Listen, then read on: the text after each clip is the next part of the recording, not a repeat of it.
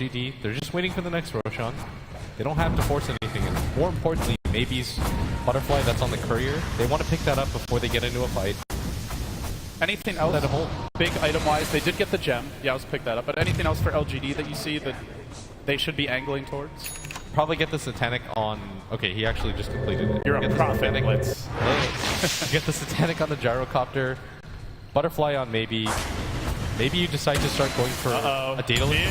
He's caught out. He's gotten off the BKB. He's going to try to fight. And then the hook comes in from Universe, keeping them in place. But maybe it's ever so tanky. They just can't kill him off. And now Uni's on the run. The chase comes the other direction, but the call down follow-up is there as well. And they're going to isolate and bring down the clockwork. It looks like Sylar cutting him off at the chase. And at the pass, they slaughter him too. Sumail frantically scrambling for the split push. He's about as mobile as you can get now with Boots of Travel, Blink, and Yules. The LGD contingent begins to chant. They can feel the momentum going their way here more and more with that fight and a potential Roshan to respawn now. Familiars can scout this one out for the side of EG. LGD maybe hoping to force a buyback here as they just barrel down the middle lane. Actually, no Rosh respawn for 2.5 minutes, though the teams don't realize it yet. Nobody actually scouting it out. They're all busy focusing on mid, where Sylar has been broken down a bit here by the offensive Solar Crest. LGD won't force the buyback. In the end, EG are patient, and in fact, they forced out a glyph. They managed to put pressure on this bottom lane. It's AUI who's kind of pulling the LGD strings a bit here, Blitz, and keeping the game moderately paced. LGD, I think they sense that they might have the advantage right now, and so they know that one of the ways that they can still lose is if Fear and AUI decide to go for the split push using the birds, plus that Deso on the Clinks. I mean, EG still do a lot of damage to towers. They've got the Leshrac Edict. The split push of it, possibility is still real for LGD, and you don't want to lose a game like that, especially when you've built up leads across the board. Just going to wait for the next Roshan, and then force EG to respond to your own play. And EG, they're thinking about Roshan as well. The Rockets have begun coming out from Universe, and you have to expect they will continue to constantly scout out the pit until it respawns. Sylar now up to 2k gold. The core is continuing to farm. Even the utility items have been piling up for LGD. They've had the double Ghost Scepter, MMI up to another 1200 gold, and now LGD. Well, we've seen this before. As soon as that smoke's available, they pop it. No smokes for 10.5 minutes if this one doesn't work. Trying to look for the opening right now so that they can immediately go to the Roshan right after, but they want to take the fight beforehand. LGD, I think they can still win the fight, but you want to absolutely secure right now for your team. If they can get this next Aegis, this will probably mean high ground, or at the very least that tier 2 tower top. Well, the pain's coming out. Xiao8 has an idea of where they are, but will they get there in time? Smoke about to break. They might be able to catch Fear. The entirety of EG is also in position as maybe breaches up across the plane of those steps. Won't find anyone, and that's the smoke down for LGD. It will be now 9 minutes and 45 seconds before their next smoke. EG with a couple in reserve.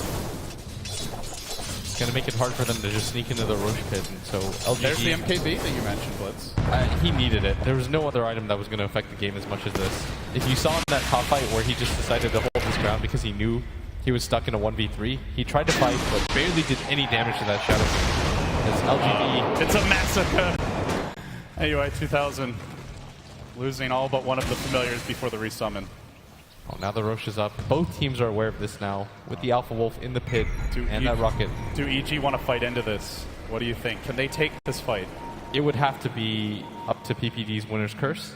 It would have to cancel the BKB, and at the same time, he would have to catch at least 2 heroes in it. This isn't one of those Winner's Curses that you'd use just to stop maybe's Requiem. If that alone doesn't matter, he's tanky enough to still get it off in the fight. Look at the positioning here from LGD. They've got all the supports way up high. MMI currently with an Invis rune. Rocket coming in. EG are going to look to contest this. They don't have a gem available. MMI can just sit back and wait for the right opening to go. And the Rosh is going to fall. They've already got it. And they engage on the high ground. They do find Xiao8 off the back here. As the fight breaks out, they lose the Earthshaker. Call down comes through. Sumail with the Yules, the Winner's Curse. Pretty good, but not enough to bring down Sylar. They turn. Look for the Spirit Bomb. And they finished off the Leshrac. They punch Fear. He's doing good physical damage here, but not enough to finish off the cores. They buy back on the Rubik. They chase on the AUI. He's got the evasion that he needs to keep himself alive, but the familiars will be finished off as PPD the next man to be called out by the buying bag of MMY. The raise will miss. He glimmers. This is going to wear off momentarily, but he's juked them. He blinks away. PPD, a bit of a ninja. MMY does not want to let him escape for free. Even throwing out the earn charge. Remember, he just bought back. This could be a dieback for MMY, and he commits. He really commits for this cold embrace. He's being baited. Baited again and again. The Ghost Scepter about to wear off. Cores are coming in from behind. Maybe's in deep. Perhaps too deep. Has he been brought to his own demise? No, he'll make it out. Sylar also retreating. They're hunting. If Sylar sticks around, he could be trapped. And in fact, it's Maybe who is. He's got the Satanic now. He can pop it. Fighting his way through, but the Blade Mail is going to prevent this. And now the TPs start coming in. EG might get him twice. There's Shadow feeds in a lot of days. Doesn't have his BKB loadouts there.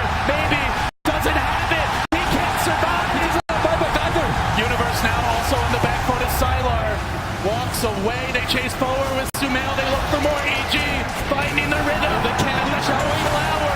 Showing almost dead. There's the chance on him. The snowball. Not enough. Sumail gets the kill. And now he looks to get out. BKB again force the old man. Punishing Sylar. Breaking in.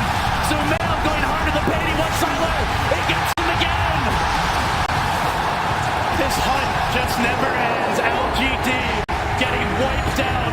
It looked like the easiest of fights, and it all went wrong when MMY overcommitted. The net worth swing in the end, I don't even think that was the full fight. It's going to force out a buyback. There's nothing on the Shadow Fiend. The Gyrocopter has one. None on the Earthshaker. Can LGD hang on? Their tournament life depends on it. Chow Wade, the last player with a chance to repeat. EG might just rip that chance away from him. This Rax in a lot of trouble. It's still gonna go down. Chopping wood here, going to work. Just so much damage. The melee Rax. EG are going to take it. One lane down. Two to go. They don't quite finish off the range, but eventually that can be killed off. No regen for that. EG, when the dust settles, they emerge ever so victorious. The graph, it paints all the picture. That was so close. In the Maybe's world. decision. He decided to use the BKB and the Satanic before the Aegis pops, and there's nobody near him. Sylar decides to come and help, but Sumail chases him down once that BKB is over. And EG, they just trust each other so much. Like, there's no way I would have re-engaged with 400 HP if I was Sumail. But he knew that his team was going to follow up. They were there every single time. Everybody from EG ends up limping away, but they come away with the Rax. And more importantly, they know the Shadow Fiend, A, he doesn't have a buyback, and B, that the Gyrocopter has used his. And so this next fight, if LGD lose either of their cores there, that's the game. They take the base so quickly. Even with everybody up, even with the glyph up, they lose the Rax. LGD are definitely known for their prowess and high ground defense, but you can't execute it when you don't have your heroes. If they get picked off, they may never get a chance at that big combo. Sumail is going to march down mid here. He'll clear out the wave. He's up to 4,000 gold, and as we saw after that fight, every hero had 4-digit gold on the side of EG. The swing of momentum, it was such a catastrophic fight that you just couldn't even see it in the one fight recap we were able to get at the end. 15,000 gold swing in basically one prolonged chase, and now EG, those smokes they kept in reserve later could allow them to just end this game now. They move in towards LGD, looking for that hook from Universe. Could be the dagger that just pierces LGD's heart, but they won't find a kill right now. They get up the aggressive wards. They will be thwarted here for the moment, and well, everybody about to pick up a new item on a EG if they want it. Could save for buyback here. I mean, you just look at the Visage and the Clockwork really pulling ahead of their counterparts in LGD. The core's still fairly close. Although Sumail has finally catapulted into the lead. Here's a Hunton. He's got a Chrysalis now. The damage is ramping up. Almost has a Daedalus, about 1,900 short. Well, he wants to save for the buyback first, but he's closing in on another tier 4 damage item, at which point they may not be able to withstand the punishment. LGD is incredibly top heavy right now. Sylar and Maybe have so much net worth on them. They're still second and third respectively in this game, but the rest of their team lags so far behind.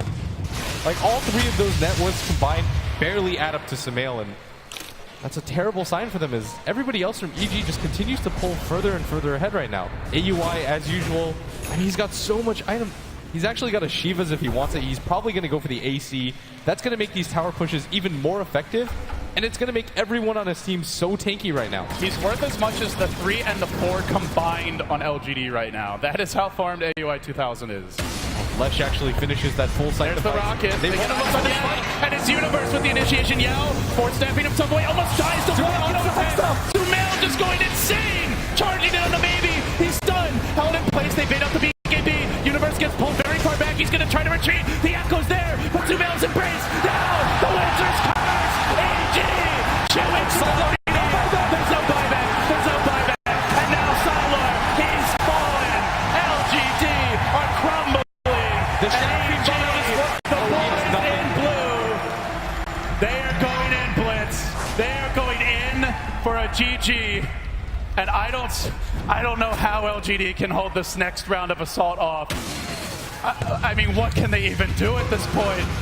They don't have the echo. The Shadow Fiend bought out before the fight. He's going to go on MMY right now. No time to think about it. MMY getting nuked to smithereens. El Sumail and Universe almost killing him off. He frantically retreats. He will survive for now.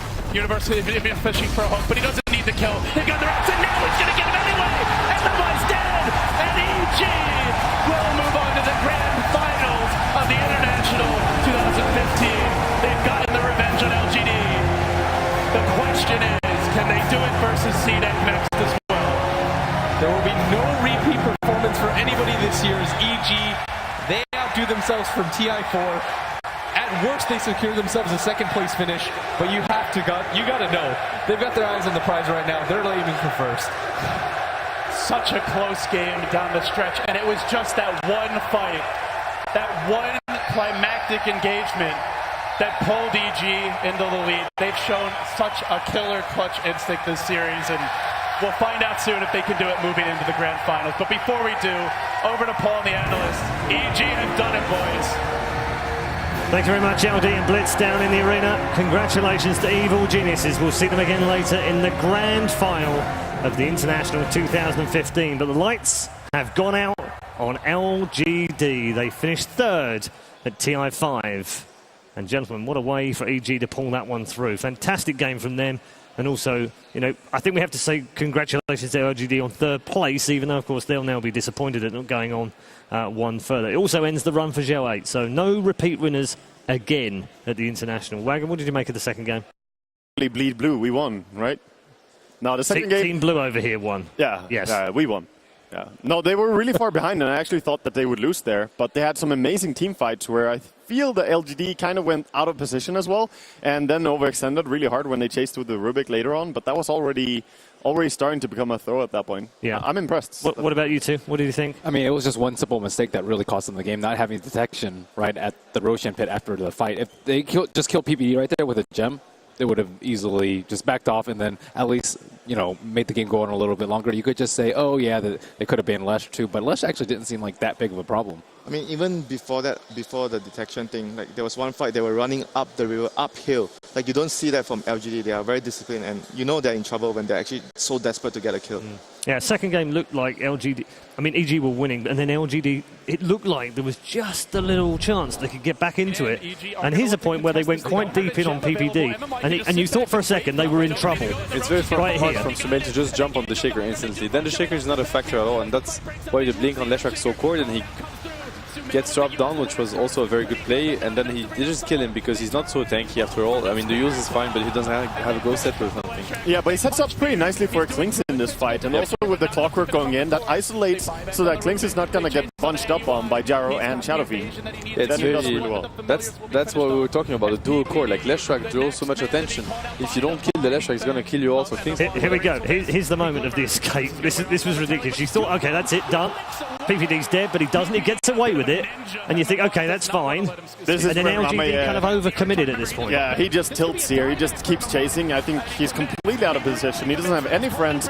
They even know that Klinks could be around any time, so this is way too aggressive. It tricks a bit maybe to be like, alright, I'm just going to raise him and then he's going to die, but a bit of overextension. Yeah. And then he gets called, and that's the biggest issue here. That's the thing, like one little mistake like that, one overcommitment often leads to more people dying, unnecessary deaths. But the real issue is that because the Rubik's death doesn't matter so much, like it's just support that died in the fight. But I mean, that's a big issue because they lose Aegis and they lose SF twice, and they're going to lose a set of frags because of it, and they're even going to catch the gyro. So now it's really getting out of control. And it's very good that Sumail keeps on chasing. That's the strength of the Blink fuels. He just keeps on getting them. Also a power of having Bloodstone with a lot of charges and the travels. So he died previously in this fight, but he came back in,